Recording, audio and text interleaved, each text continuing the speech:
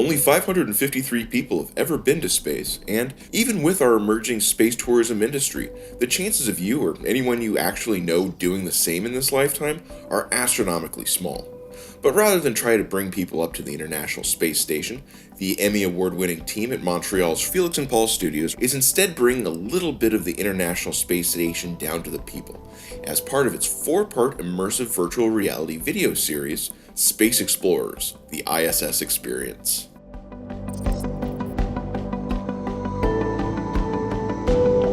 We started in 2016 working with NASA and documenting the training of a new generation of astronauts here on Earth. And we produced a 2-part series called Space Explorers, The Journey Begins. So we produced and launched that in a period of about 2 years. And as we were meeting with astronauts and meeting with different, NASA executives, we started to socialize the idea that we wanted to do a second season or a second phase for the Space Explorers franchise. But this time, we would want to film in space aboard the International Space Station. NASA, having already been training its astronauts through virtual reality and immersive technologies, was immediately and enthusiastically on board with the new endeavor. Soon after, the team realized that Time Studios was also working towards capturing a live spacewalk in VR and reached out with an offer of partnership.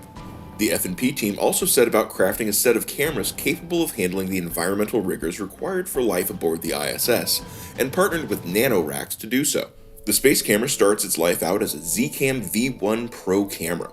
It's outfitted with 9 4K imaging sensors arrayed in a ring that allows them to capture 3D 360-degree images at 8K resolution. NanoRacks then proceeds to harden the equipment to withstand the challenges of low atmosphere orbit, including vacuum, UV radiation, ionizing radiation, plasma, surface charging and arcing, temperature extremes, thermal cycling, impacts from micrometeoroids, and orbital debris, as well as environmental induced contamination. One of the things that happen when you film in space is that the heat from the camera is going to dissipate in a different way because there is no gravity.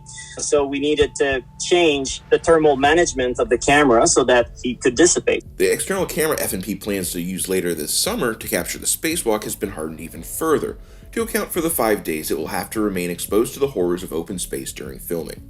And let's be honest, at this point, J.J. Abrams is the only one of us left who still thinks that lens flare is cool. But when attempting to capture video in space where there's no atmosphere to obscure harsh glares, while traveling at 17,000 miles an hour, which translates into 16 sunrises and sunsets per day, while using a 360-degree camera, which by definition is always at least partially staring directly at the sun, lens flare becomes a serious production issue. To account for this, the F&P team designed the space camera lenses with a special coating to alleviate and diminish the effect of lens flares.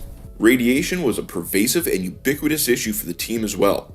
Well, the amount of radiations that you will get inside or outside the space station on your electronics is not fundamentally different. When we sent our equipment initially to space, when we began production in early 2019, we spoke to different people at NASA who told us, any electronics that you send, any camera equipment that is electronic that you send to the space station will eventually degrade because of radiation. Traditional cameras that have been sent before have degraded, so you start to see dead pixels and things like that.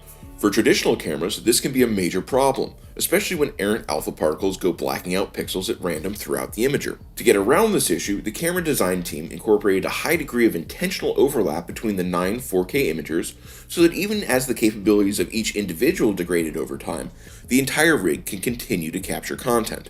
In fact, these cameras can collect up to 15 hours of 3D content at a time. That's generated a lot of data over the course of the 250 plus hours of filming accomplished so far.